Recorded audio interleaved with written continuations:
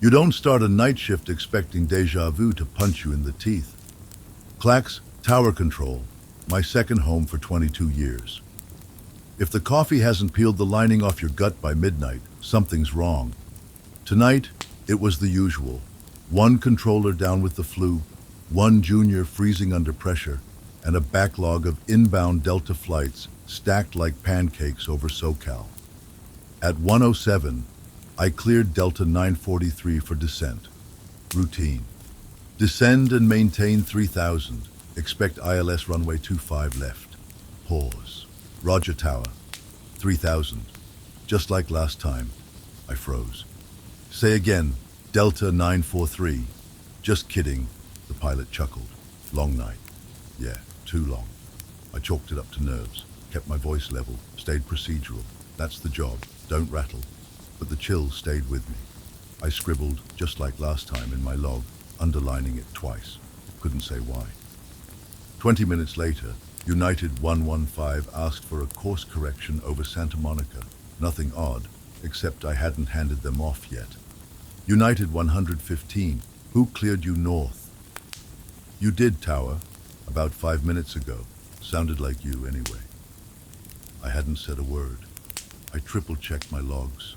Nothing. No transmission. But the freakish part wasn't that they'd moved. It was that the correction was perfect. Down to the decimal point. Safer than what I'd been about to give. At 2:14, I got the first note. It wasn't an alert. It wasn't logged. It was a message printed on a secondary display.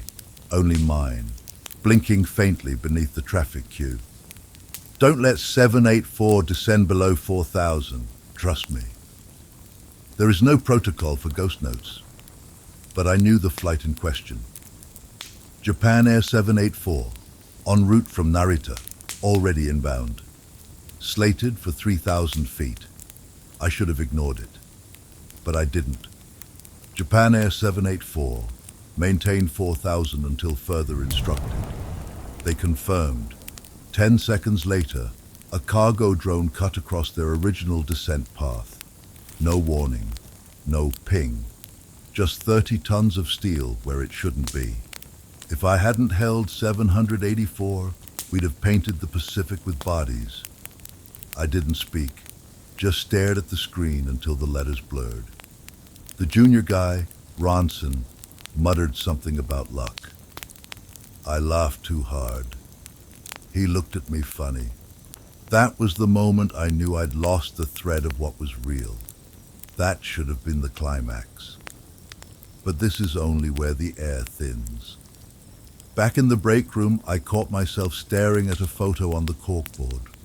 One of those dumb collages from the Christmas party last year. There's me, barely smiling. But next to me is a woman I don't know, laughing, holding my arm, like we'd been married 20 years. I don't remember her, but I remember the way she smells, like tangerines and static. I remember the name I whispered to her once, May. I remember holding her hand in a hospital room under yellow light. I shouldn't remember any of that. I never married, never dated seriously. I've spent the last 2 decades falling asleep to air traffic summaries and eating dry pasta in a studio apartment on Sepulveda. But I miss her, like a widow, and that's the worst part. The grief feels old. As I left my shift, another message pinged silently to my phone. No sender, just text. This is your last clean loop. Be smarter this time. There's no protocol for this either. But if someone is trying to help me, from another version of my life or a failed timeline, I owe it to her to listen. Even if it ends the same way. There's a rhythm to air traffic.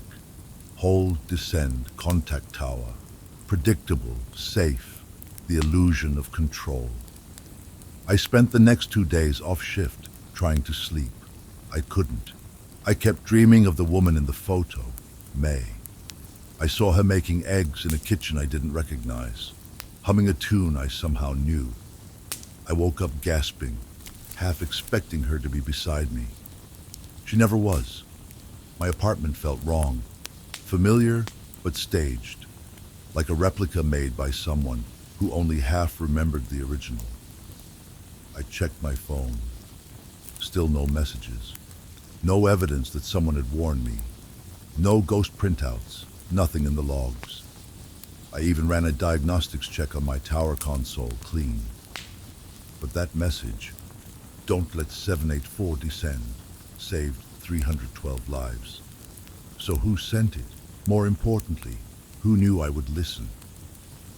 Back at the tower on Thursday night, I kept things tight. No errors, no notes. But deja vu came in waves. Ronson spilled coffee on the same part of the floor, twice. Southwest 219 asked for an altitude change before I cleared them. And a trainee in the next room mentioned May. "You ever meet that woman who used to run ops upstairs?" she said casually, not even looking at me. "May something? My uncle swore she was the best damn controller in LAX history." I didn't answer. I walked to the hallway, heart kicking in my throat. I checked the staff records. No May, not in ops, not in archives, not anywhere. I took a walk through the old wing, unused since the pandemic. Empty desks, faded flight charts, a broken headset left on a chair. And there, scrawled into the corner of a whiteboard, "You're getting close." Same handwriting as the phone message, sharp, precise, mine. On the way back, I passed gate C8. That's when I saw the girl. She was standing alone by the window, maybe 10 years old. Red hoodie, scuffed sneakers, oversized backpack. Something about her hurt to look at, like a tune you can't name but still makes you cry. She turned and said, "You found the board." I froze. "What did you say?" She didn't repeat it, just smiled faintly and said, "You always come here next. We've done this." "Done what?" She didn't answer, just walked away into a crowd that wasn't there a moment before. I don't know how long I stood there. Eventually a janitor came by, asked if I was lost. Back in the control room, everything felt off-angle. Voices overlapped on the headset. Flight numbers looped. Southwest 312 requested approach clearance 3 times in the same minute. I checked the log. Each entry was time-stamped identically. At 3:01, I heard my own voice come through the comms. "Tower, you're drifting. Pull up." The sound quality was degraded, like an old recording. But it was me. I'd know my own cadence anywhere. Even the dry cough I've had since 2008 was in there. Ronson didn't hear it. Neither did the supervisor. But a blinking red notification lit up on my personal screen. "Approach vector unstable. Timeline diverging. Don't let her board." I didn't know who her was. Not then. But the moment the boarding call echoed from gate C8, I felt it in my teeth. May. I ran. No idea what I'd do if I found her. Tackle her, lie, beg. But when I got there, the gate was empty. Too late. Again. That's when I remembered the girl in the red hoodie. She wasn't a passenger. She was watching me, like someone waiting to see if I'd finally make the right move. I reviewed the audio log 17 times. My voice, coming through the headset like a broadcast from a sinking ship. The words were fragmented, but the message was unmistakable. Pull up. She dies if you don't. I filed a phantom transmission report. Standard protocol, though it felt like signing fiction. Comms ran diagnostics. Nothing unusual. No trace of the message. No sign of channel interference. Just silence and routine. They asked if I was under stress. I said no. I lied. That night, I didn't sleep. I replayed old surveillance footage from Gate C8. Working around access I technically wasn't cleared for. Nothing. No girl in red. No crowd. The timestamp showed a cleaning crew and a janitor. Same as always. But at exactly 3:01:43. A 3-second blip. A frame skip. Then, barely visible in the glass reflection behind the seats. The girl, looking at me, directly into the camera, like she knew where I'd be watching from, like she remembered me before I remembered her. At 3:01:46, the footage corrected. She was gone. I wanted to believe it was a glitch, but then I got the second note. Not a phone ping, not a screen message. A printed slip in my jacket pocket, folded twice. She dies on descent. You let her board. No signature, no fingerprints, just ink and accusation. I tried to think logically. Who could have planted it? Who knew May's name? Knew about the board, the child? The deeper I dug, the more impossible it became to trace. Every path ended in me. I returned to the old wing. The whiteboard had been wiped clean. In its place, a new message. 3:17 a.m., runway 7L. Don't blink. I stayed late, watched from the tower as the minute approached. Nothing unusual on radar. Clear skies, minimal traffic. Then, at 3:17 on the dot, a private jet filed late clearance, unlogged, unscheduled. Designator, Echo Lima Mike 7-1, ELM 71. It wasn't real. I ran a trace, no registration, no manifest. But the jet descended like it belonged, like it had always landed here. I cleared it, because some part of me already had. The movements felt rehearsed. And as it taxied toward the hangars, the child stepped off the plane. Same red hoodie, same shoes. She looked up at the tower, raised one hand, pointed at me. Then she vanished behind the doors. Later I found out something worse. The call sign ELM 71 matches a crash file. Flight Elmira 71, chartered jet, 6 souls on board. Crashed off Catalina 5 years ago. No survivors. Among the listed passengers, May Lennox, civilian air traffic consultant. Child, unidentified minor, female, red jacket. No record of any relation between them. No explanation why the girl was there. It felt like my life was folding in on itself. I walked home in the rain, past lights that flickered in rhythm with my heartbeat. I turned a corner I've turned 1,000 times and found myself staring at a street I didn't recognize. Shops I'd never seen. Signs in a language I knew but couldn't name. I blinked. It was gone. My apartment was normal, except the photo on the corkboard had changed. This time, I wasn't in it. May was. She stood next to the girl in red, arm around her shoulders, both smiling, as if they'd never lost anything, as if they'd never known me at all. You can't file a report on an aircraft that doesn't exist, with passengers who died in a crash that maybe didn't happen. So you file nothing. You go back to work. You tell yourself the tower is real. The planes are real. Your name is real. Until even that starts to come undone. I spent the next shift avoiding runway 7L. Let Ronson take it. I stayed high altitude, cross traffic, safe work, clear skies, no ghosts. But at 2:58 a.m., the headset popped, just a faint burst of static. Then a voice. Still asleep, aren't you? Not a call sign. No aircraft ID. Just those words, dripping through the headset like oil in water. I yanked the line, ran a trace. The channel wasn't even active. Ronson heard nothing. At 3:01, the old feeling came back. Pressure behind my eyes. That weight you get when the cabin loses pressure. The floor didn't feel flat anymore. The lights buzzed out of rhythm. Then another ping, not to my screen. This time to the backup radar. A plane circling above LA, holding at 17,000. Transponder, none. Velocity, 0 knots. Impossible. Planes don't hover, not like that. I tagged it, zoomed the radar. No altitude loss, no movement, just a pulse.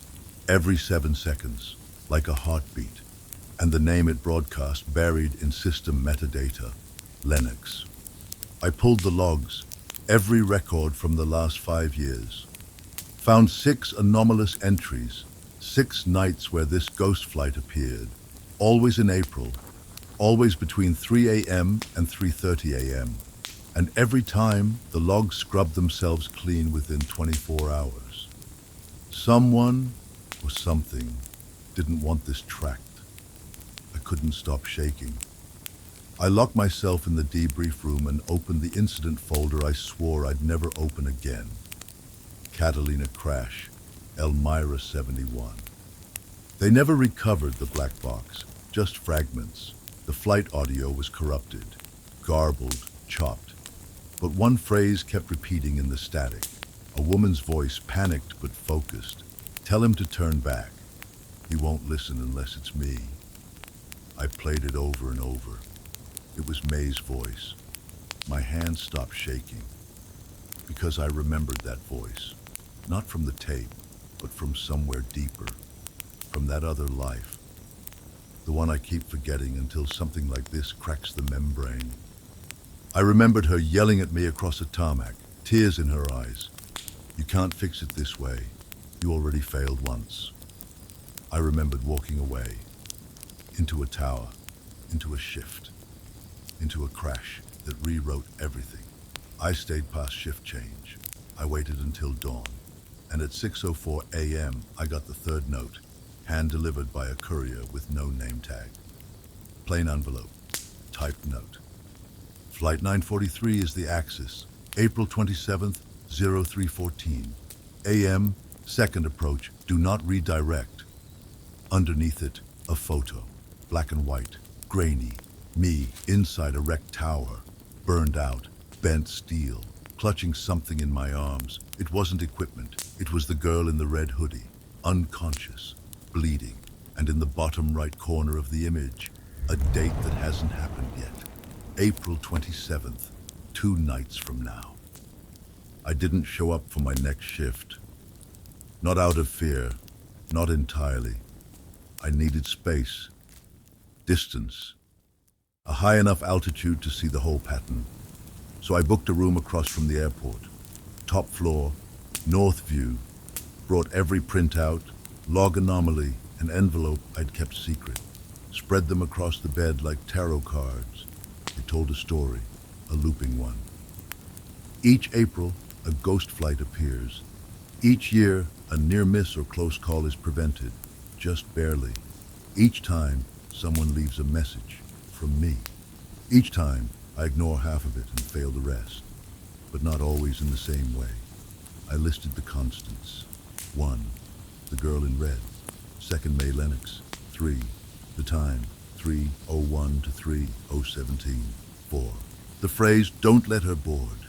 5, the photo, always changed, never erased. And now this, Flight 943, April 27, second approach. Do not redirect. It didn't make sense. We're trained to redirect on instability. Missed approach? You go around.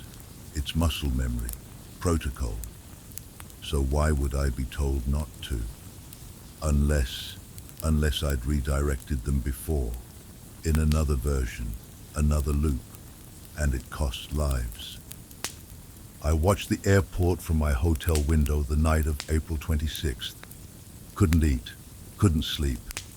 Just stared at the blinking runway lights, counting the seconds between landings. Like something would reveal itself if I stayed awake long enough. At 2:46 a.m., my phone buzzed. Unknown number. One word. Ready? I didn't reply. I just went. I walked into the tower like I belonged there. Security didn't blink. My badge still worked. Maybe it always had. Maybe I was meant to come back. Ronson looked up from console 3. You're early. I wasn't on the schedule, but no one questioned it. At 3:01 a.m., the lights flickered, just like before. Not overhead, not in the tower. Runway 7L, a shimmer. Heat distortion in the wrong temperature. Then a noise, like brakes locking on a track that didn't exist. I put the headset on, scanned all bands. Then I heard it. Final approach. Request clearance. Flight 943. Visual on tower. I cleared them instinctively, then caught myself.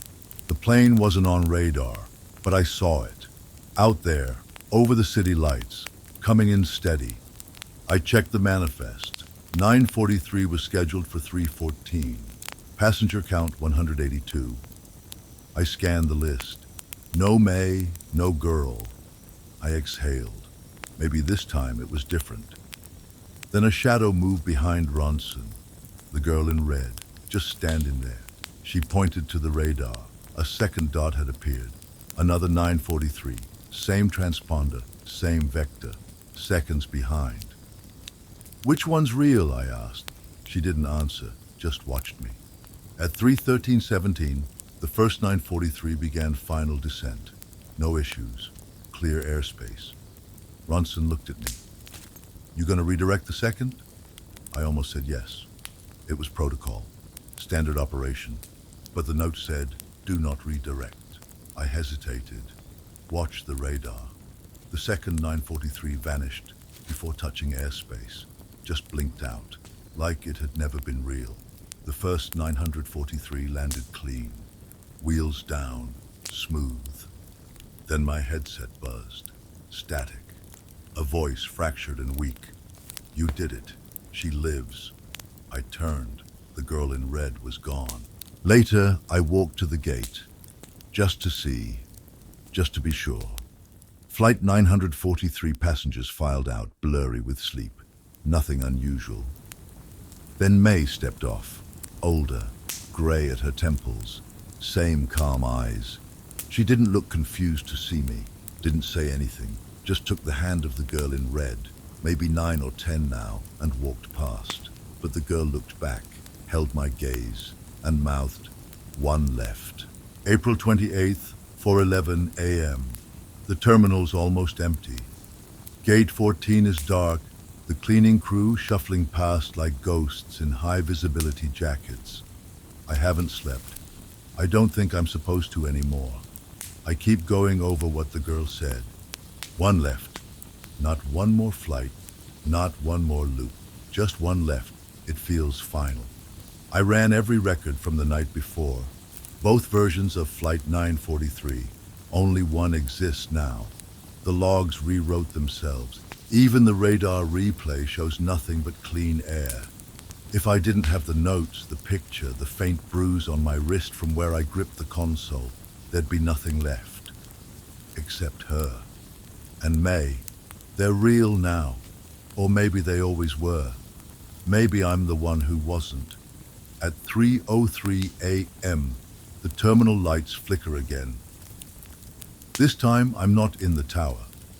I'm sitting in the arrivals lounge, drinking cold coffee that tastes like metal and endings. I feel it in my chest, like I'm tuned to a frequency just below audible. A woman sits down beside me, mid-40s, smart coat, familiar sadness in her face. She doesn't look at me, just says, "You know what this is, don't you?" I nod. "You've been trying to save her," she says. "But not just her." I already know. I've been trying to save myself. The versions of me that chose wrong, that sent the plane down, that didn't listen, that walked away from people I should have loved before I ever met them. Somewhere in all of it, there was a version who lost everything. This one? He got close. Close enough to warn the rest. She hands me a small object. A black box voice recorder, charred around the edges. It shouldn't exist. But here it is. "It wasn't supposed to survive the crash," she says. "But some things echo no matter what." I press play. My voice again, clearer than ever. "If you're hearing this, you made it further than I did. You saved her. You saved them. But you never saved yourself. Not really. There's still one left. Look up. Final approach. Flight 271. You're on it." The floor falls out from under me. I check the board. Flight 271. Departing. Runway 7L. Destination. Not listed. Gate. None. Crew. None. But I remember it now. I remember every version of it. The one where I'm in the tower trying to land it. The one where I'm on board. watching the lights below fade. The one where May screams my name through a headset full of fire. The one where I never left the cockpit. Flight 271 is mine, always has been. I walk through security. No one stops me. My badge blinks green. The hallways are empty now, just long stretches of polished tile and warped reflections. The doors at the end open without resistance. There it is, a small private jet, engines humming low, waiting. I board. No crew, no passengers, except one, the girl in red, a little older, sitting in the jump seat, watching me. You remember now, she says. Most of it, I reply. She nods like that's enough. You can try again, she says. But the outcome's always yours. I take the pilot seat. The controls light up, familiar under my fingers. I hear her settle in behind me. Where are we going? I ask. Back, she says, to where you lost it, to where you let go. As we taxi down the runway, I catch one final glimpse of the tower. A man is watching from the glass. It's me, older, wiser, tired, but smiling. He gives a nod, and I understand. This loop wasn't about stopping the tragedy. It was about carrying it differently, living with the memory, not erasing it. Flight 271 lifts into the dark, and this time I don't look back.